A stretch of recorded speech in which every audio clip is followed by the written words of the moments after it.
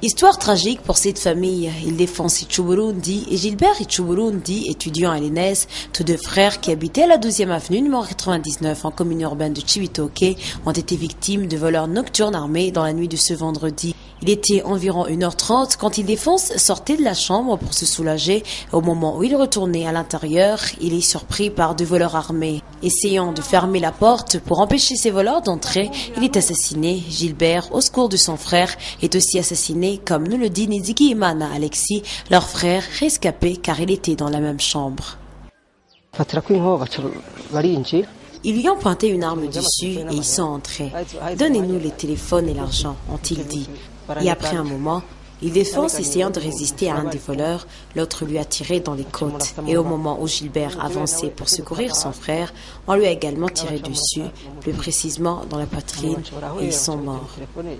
Les voleurs ont ensuite pris le téléphone qui était en train d'être chargé et ils sont partis. On a appelé les policiers, ils sont venus pour un constat, puis ils ont appelé une voiture et ont conduit les corps à la morgue.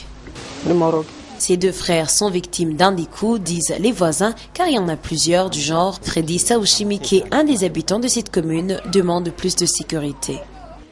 Dans le quartier, il y a à peu près 2 mois qu'on assiste à des assassinats divers et de vols qualifiés du tout, partout, dans les boutiques et dans les ménages.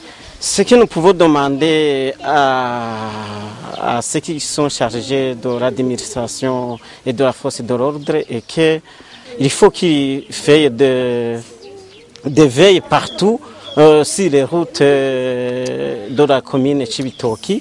Et puis, pour les administratifs, il faut qu'ils fassent des réunions des habitants de la population pour qu'on adopte à faire des rondes partout pour qu'on évite cette situation catastrophique qui règne ici dans la commune urbaine de Cibitoke.